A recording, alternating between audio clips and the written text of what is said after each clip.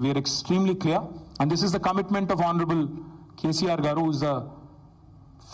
who is basically the founding father of Telangana in a way. So it's his commitment, it's his word, it's our party's policy decision. Thank you.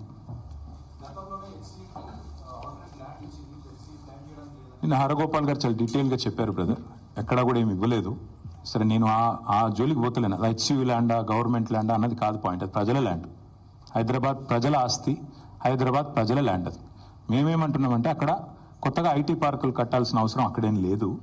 మీరు కడుతున్నారు కదా, 4th సిటీయో 420 సిటీయో, అందులో కట్టండి, అందులో IT పార్కులు కట్టండి, అందులో మీరు చెప్పినవి అన్నీ చేయండి. స్కిల్స్ సిటీలు ఇంకేదో కడతా అన్నారు, అవన్నీ కట్టండి, మేము వద్దంటలేదు కదా. మేము 14,000 ఎకరాలు వడ్డిచ్చిన విస్తారలాగా మీ చేతిలో పెట్టినాం, మంచిగా చేయండి, అందులో మేము వద్దంటలేదు. We are welcoming economic activity and progress, but at what cost?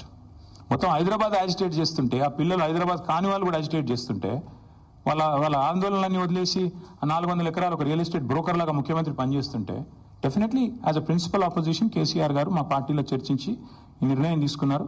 We are committed to it. ఈ 400 ఎకరాలని కాపాడే బాధ్యత మాది. హైదరాబాద్ ప్రజలకు ఇది మా వాగ్దానం.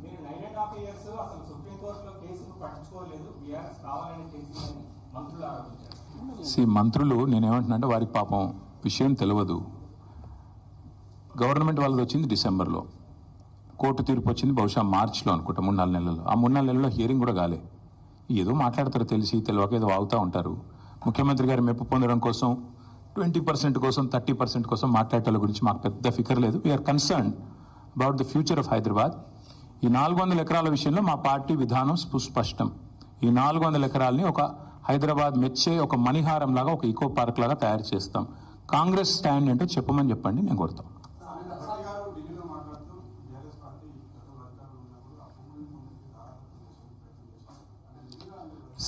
అధికారంలో వాళ్ళు ఉన్నారు, వాళ్ళు ఎవరికి దారాదత్తం చేశాం? ఇది గాలి మాటలు మాట్లాడి గాలి మోటార్లో తిరిగి ఇట్లా పోతారు వీళ్ళు. ఎప్పుడో ఏమన్నా అంటే ఎన్ని రోజులు మాట్లాడతారు ఈ గాలి మాటలు? ప్రభుత్వంలో ఉన్నారు, బాధ్యతగా పనిచేయండి, వాళ్ళు దగ్గర పెట్టుకుని పనిచేయండి.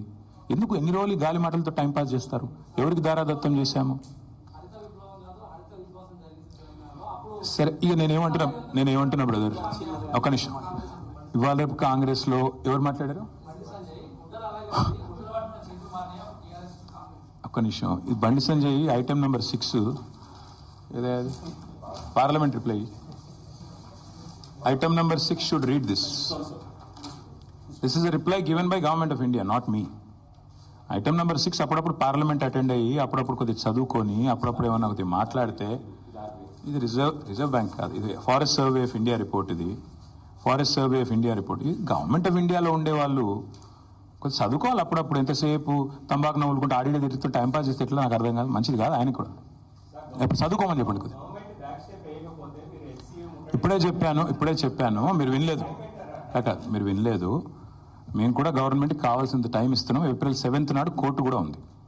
7th ఏప్రిల్ నాడు మళ్ళీ కోర్టు కూడా వింటుంది. ఈ రోజు కూడా కోర్టు వింటున్నట్టుంది. 24 hours ఇచ్చినట్టున్నారు కోర్టు కూడా టైము. ఈ ప్రభుత్వానికి కోర్టులు అంటే కూడా గౌరవం లేదు.